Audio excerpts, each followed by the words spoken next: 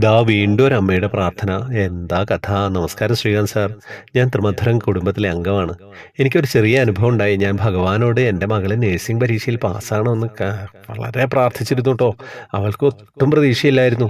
ഞാൻ അവളോട് പറഞ്ഞു ഗുരുവായൂരപ്പനോട് പ്രാർത്ഥിക്കാൻ, ഭഗവാനെ കൂടെ ഉണ്ടാവുമെന്ന്.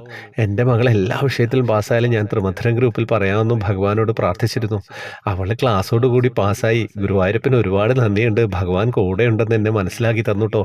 ഞാൻ എൻ്റെ സങ്കടങ്ങൾ ഭഗവാനോട് എപ്പോഴും പറയും. ഇതെങ്ങനെയാണ് പറയേണ്ടതെന്ന് എനിക്കറിയില്ല ശ്രീകാന്ത് സാർ. ഓരോരുത്തരുടെയും അനുഭവം പറയുമ്പോൾ നമ്മൾക്കത് കാണുന്നത് പോലെയാണ്. എൻ്റെ ചെറിയ അനുഭവം ശ്രീകാന്ത് സാർ പറയണം. സത്യം പറഞ്ഞു കഴിഞ്ഞാൽ അനുഭവത്തിൽ ചെറുത് വലുതെന്നൊന്നുമില്ല. നമുക്ക് മനസ്സുകൊണ്ട് സ്നേഹിക്കല്ലേ ഭഗവാനെ. അപ്പം ഭഗവാൻ ഓരോ അനുഭവങ്ങൾ തരും. അത് എന്നിലേക്ക് നിങ്ങൾ അയച്ചു തരും. ഞാനത് പറയുന്നു. ഒരുപാട് അനുഭവങ്ങളായിട്ട് കുറേ ആളുകൾ ക്യൂ നിൽക്കുന്നുണ്ട്. അപ്പോൾ എല്ലാവരോടും പറയാനുള്ളത് ക്ഷമിക്കുക. ഒരു ദിവസം പറയും. ഞാൻ എല്ലാവരോടും പറയും 3 ദിവസം കഴിഞ്ഞിട്ട് ഓർമ്മിപ്പിക്കാമെന്ന്. എന്നെ നിരന്തരം ഓർമ്മിപ്പിച്ചുകൊണ്ടിരിക്കുന്നവരുടേത് ഞാൻ വേഗം പറയുന്നു. അതാണ്, വേറെ ഒന്നും പറയാനില്ല.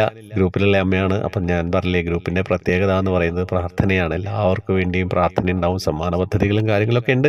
എങ്കിലും പ്രാർത്ഥനയ്ക്കാണ് നമ്മുടെ ആ ഒരു സുഖം. വാട്സപ്പ് ഗ്രൂപ്പിലേക്ക് വരാൻ ജോയിൻ ബട്ടണിലൂടെ വരിക. യൂട്യൂബ് കാണുന്നവർ ഫേസ്ബുക്കിൽ കമൻറ്റ് ബോക്സിൽ ഡീറ്റെയിൽസ് ഉണ്ടാവും. ഹരേ കൃഷ്ണ.